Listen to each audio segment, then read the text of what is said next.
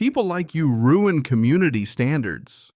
That's what she actually said to me, standing there on my porch, clutching a clipboard like it was a badge, like just holding it gave her some God-given right to dictate how I lived my own life. And you know what she did next? She called the cops on me for living on my own property. I wasn't trespassing, wasn't throwing rowdy parties, wasn't running a nightclub, just breathing air, making coffee, living quietly. If you've ever tangled with an HOA or someone who thinks they're the HOA, you already know how this ride goes. Even now, I shake my head just thinking about it. Let me back up a sec. My name's Dylan Moore. I'm 35, and for a decade I worked for the county dealing with water systems and property records. I saw the best and worst of local government, mostly the worst. If you've ever sat through a 3-hour meeting about the proper font size for violation notices, while the real problems go completely ignored, you'll understand why I quit.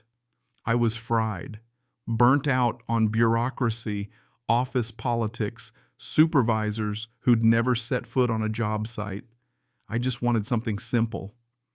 So I pulled the plug, took my savings, and bought this dreamy lakeside property out in Colorado, one main cabin for myself, 4 smaller ones I could rent out for a little side income. 3 acres lakefront, nothing but space and silence. At the time, it felt like I'd finally outsmarted the system. Maybe too good to be true, but I didn't care. Those first few months, man, pure bliss. I'd wake up to sunlight slanting off the water, have my coffee out on the dock, watch bald eagles hunt breakfast stuff that makes you feel like maybe life's not out to get you after all. The cabin stayed booked with respectful families and couples. Everyone left good reviews. The mortgage practically paid itself. Not a neighbor in sight, not a whiff of HOA drama. I really thought I'd solved it, no meetings, no complaint letters, just me and the sound of wind in the aspens. Then Martha Greaves rolled in. Tuesday, late September, bags in tow, called it an extended stay to explore the area. She was 55, ex-English teacher, gray hair perfect. This tight little smile that set off my internal alarms the moment she shook my hand. Something about her just didn't fit. She grilled me on where I got the land, if the county signed off on my rentals, asked if I had permission from some shadowy community board. I told myself I was overthinking. She was paying good money, just let her be. Turns out that was the first in a long line of mistakes. It started small. She wandered the property at dawn. Phone out, snapping photos of the cabins, the mailbox, the driveway, delivery trucks. Heck, she even measured the space between cabins with a tape measure she pulled out of her purse. Who does that? Guests started getting antsy. She'd walk up, ask them weird questions about their rental agreement, who authorized their stay. I tried to brush it off. Maybe she was just lonely. Maybe she was shopping for her own place nearby. But that nagging feeling wouldn't let go. The real warning came 2 weeks in. I was fixing the dock. She strolled over, leaned in close, and said, "Dylan, this place has so much potential. It just needs proper oversight. Someone who understands community standards." She said it with this sly little grin, eyes locked on me like she was calculating my every move. Gave me goosebumps. From then on, I'd catch her watching me through her cabin window, eavesdropping when I talked to guests, interrogating delivery guys. It felt like I was living in a fishbowl. Then things got weird, like movie-level weird. One morning I found a violation notice taped to my front door, official letterhead and everything. It accused me of breaking HOA rules, operating illegal rentals, even fined me $500 for noise and unauthorized commercial activity. It was signed Martha Greaves, Enforcement Committee Chair. At 2 in the morning, mind you. I almost laughed, except the legalese was so intense it gave me pause.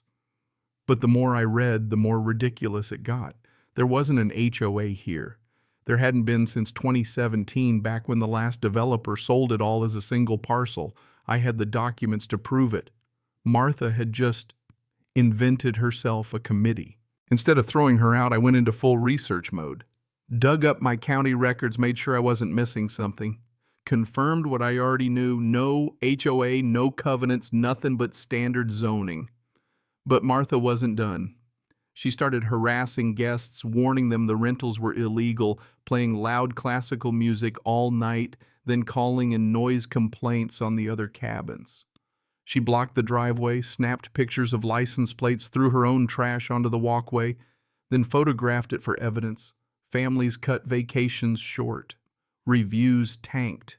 One dad asked if they were about to be evicted. I realized this woman wasn't just eccentric, she was out to destroy my business. Let me tell you the moment I broke. Martha cornered an 8-year-old guest and told her she was trespassing and that families could get taken away for staying here. The poor kid ran crying to her mom.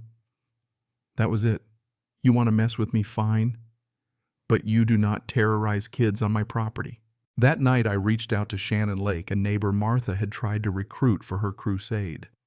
Turns out Martha was running a propaganda tour through the neighborhood, showing doctored photos, spinning stories about me as some lawless hotelier. Shannon admitted she'd started getting uncomfortable too. Martha's stories kept changing, getting darker. Then the final act, Martha called a community meeting. Didn't invite me, of course, but Shannon tipped me off. I showed up, brought every document I had: zoning permits, guest reviews, security footage, even court records from Phoenix, where Martha had pulled almost the exact same stunt before. Yeah, fake, HOA, restraining orders, the works. As I laid out the facts, people's faces shifted: confusion, then dawning realization. Shannon finally spoke up. Martha, none of what you said checks out. Dylan's got all the paperwork. He's not breaking any rules. Another neighbor piped in. Why are you telling everyone you're the landlord? The room turned cold eyes on Martha. She tried to fight back, but nobody was buying it. Her mask slipped. She stormed out, muttering about traitors. You'd think that'd be the end, right? Nah. Next day she's back, this time with the county sheriffs in tow, slapping her folder on the hood of their cruiser, yelling about criminal occupation. The officers were polite, but clearly over it. They asked for my documents. I handed them everything: deed, survey maps, rental licenses, even the defunct HOA paperwork. After a tense 5 minutes, one cop turned to Martha and said, "Ma'am, you called us to evict your landlord. There's no association here. This is his property." You could see the steam coming out of her ears. She went full conspiracy. He forged everything. The association still exists. Arrest him. The officers just shook their heads and left, telling her to knock it off before she landed herself in real trouble. You'd think that would finally break her, but Martha just pivoted: online attacks, more flyers, new wild accusations.